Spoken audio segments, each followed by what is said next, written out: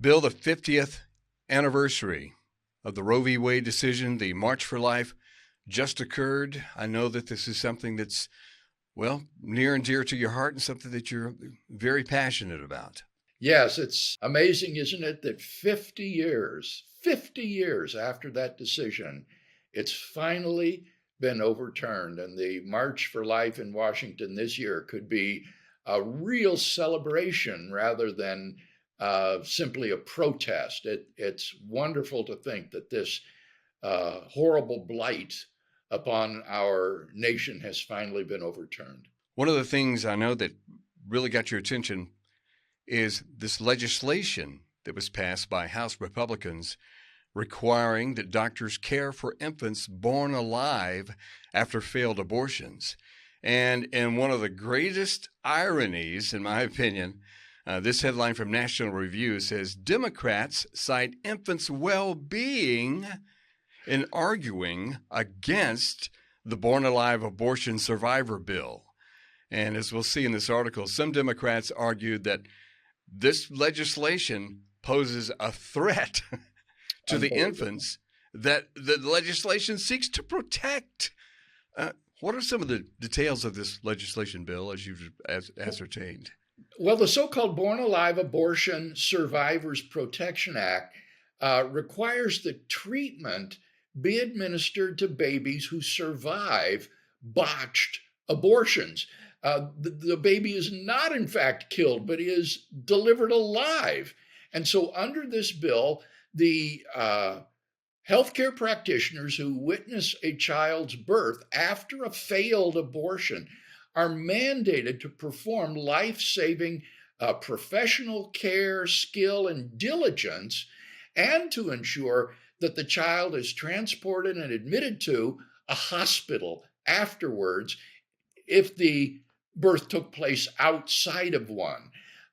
Any medical employee of a hospital, a physician's office, or an abortion clinic who has a knowledge of a physician's negligence to provide care must report the case.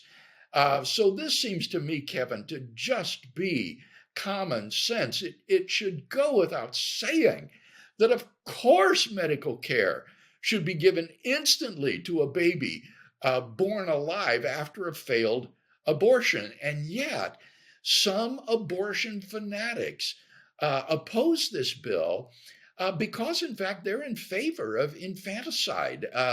Many have argued that the newly delivered infant may be allowed to simply perish on the operating table. Just ignore it, let it alone, and let it die. And I find this just morally unconscionable. I've read so many accounts of that it was just put on a table. I've read several accounts of nurses who cannot stand this and will literally put the child in a closet and close the door so that they can't hear the cries. And I know that that's tough to hear, but that's what this legislation is seeking to address, it seems. And we have an article here from National Review by Caroline Downey, quoting now. She says, on the House floor, Democratic Representative Suzanne Bonamici called the Born Alive bill extremist, dangerous, and unnecessary. Democratic House Whip Catherine Clark said that the name of the bill was deliberately misleading and offensive to the women who face pregnancy complications and the doctors and nurses who provide their care. The bill is also not based on science, she alleged, end quote. So, Bill, she's playing the science card, Bill. Yes, isn't that remarkable? Yeah. This is not a question of science, Kevin. It is a question of ethics. And this underlines, like nothing else, that because science is amoral, it needs to be governed and controlled by ethical guidelines, lest these sorts of atrocities be perpetuated. And so the ethical question that this bill raises is, what possible moral justification could there be for denying medical care to a newborn baby? What moral justification could there be for denying medical care to a newborn baby? And any of our listeners who are opposed to this legislation need to answer that question. They need to tell us what moral justification exists for allowing these newborn babies to die. Well, here's the horrible irony that we were referring to, Bill. The article continues. Democratic Representative Jerry Nadler of New York objected to the part of the bill that instructs doctors to bring the struggling baby to the hospital after administering care. The problem with this bill, he says, is that it endangers some infants by stating that the infant must immediately be brought to the hospital. He said Democratic Representative Jan Schawski also argued that taking the child to the hospital after treatment could be harmful to the child. The legislation requires immediately taking a struggling baby to a hospital. That hospital could be hours away and could be detrimental to the life of that baby, she said. Bill, that was her objection. Yeah, this is a desperate attempt to rationalize denying infant care. Remember, we're talking here about a botched abortion. So we're not talking about babies that have been born at home unexpectedly or somewhere else in a car or something. We're talking about, if not hospitals, abortion clinics. And it is not safe to leave one of these surviving infants in an abortion clinic where they've just tried to kill it. These abortion clinics are not hospitals. They're not equipped to provide infant care. That's not what they're there for. So these babies need to be immediately rescued and taken from these clinics to a hospital where it can receive proper care. The bill passed the House with every Republican voting in favor and every Democrat voting against, except for 2 members, one of whom voted present. Further evidence of how deeply we're divided as a nation, Bill, at least in politics. Yes, it does just so clearly show the deep, deep divide that exists in the American populace and political system. You don't want to demonize your political opponents. You want to recognize that people can have a diversity of political opinions. But in a case like this, Kevin, where we're talking about the lives of innocent human beings, I think that the opposition to this bill is evil. It is simply morally evil to say and to do what they are suggesting. The article continues that the GOP also proposed a resolution asking Congress to condemn recent attacks on pro-life facilities, groups, and churches since the Supreme Court's leaked decision that overturned Roe v. Wade. By the way, we still don't know who leaked that, Bill. Yes, I heard, Kevin, that they have interviewed some 82 clerks and other staffers and were not able to determine who leaked this, which really compromises the integrity of the Supreme Court. And it raises the suspicion that the person who leaked this opinion may not be among the clerks and staffers. What if it's one of the liberal justices themselves who leaked this opinion to the public? Don't the justices themselves need to be interviewed? I wish they would ask them all to voluntarily take lie detector tests about this, because if one of the justices have done this, that would be, I think, an impeachable offense. Back to the article.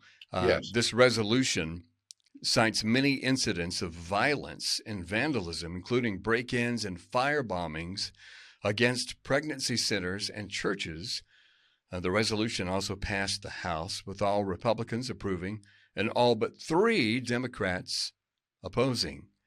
It seems like we could get united on nonviolence, Bill, but the Democrats didn't like this one either. Isn't that astonishing, Kevin, to not oppose violence against these pregnancy clinics and and churches. What's important to understand is that these pregnancy clinics are for women who are exercising their freedom of choice that the Democrats supposedly uphold. These are the clientele of these clinics are expectant mothers who want to keep their child and are going to the clinic to get prenatal advice, to get supplies like diapers, formula, cribs, baby strollers, and so forth. Jan and I will sometimes work at a local pregnancy clinic here in our area, and the service that they render to these women and their husbands is just heartwarming and inestimable. And it seems unthinkable that someone would try to bomb or vandalize clinics that are being visited by these young expectant mothers and fathers. Again, it's unconscionable. The article ends quoting, "Some Democratic House members invoked their religious beliefs to justify abortion, claiming that Christianity condones the procedure." Yeah. Democratic Representative Hillary Scholten said before the chamber, quoting, "As a pro-choice Christian who chose life, this issue is personal to me. When I read Scripture, I turn to Jeremiah 1:5, which states, 'I knew you before I formed you and placed you in your mother's womb.' It doesn't say the government's womb," end of quote.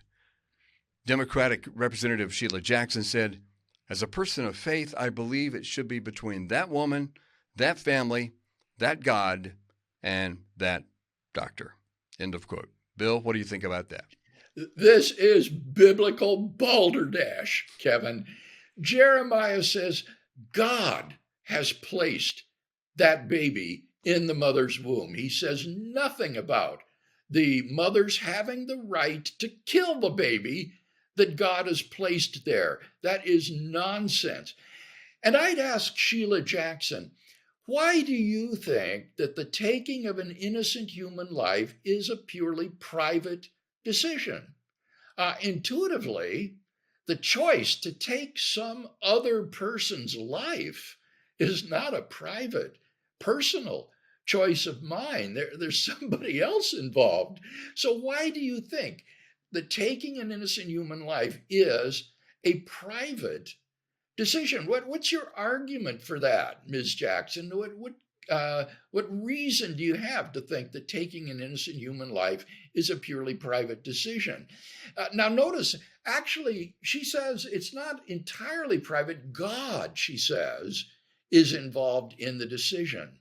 So, what I'd like to know is, how does she know that God is all right with this decision to kill the baby? Where does she find that in the Bible? And if she doesn't find it in the Bible, where does she get this information? How does she know that God's all right with the decision to kill a baby in the womb?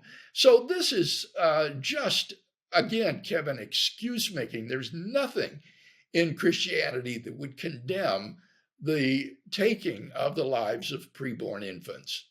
Final question, Bill. Seems like we're making a lot of progress in this area, in the area of raising the consciousness of people about this issue, this important issue. But it also looks like we have our work cut out for us and plenty of work yet to be done. Yes, I think you're right that progress is being made.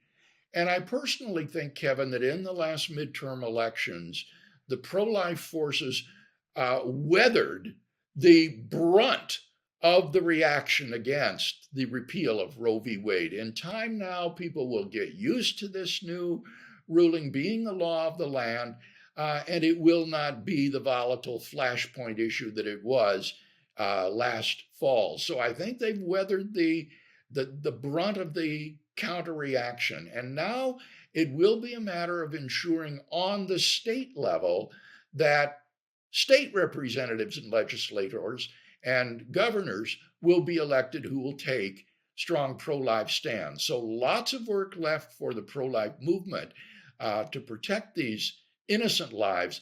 But I am indeed very encouraged, Kevin, by what has happened in our country in this regard.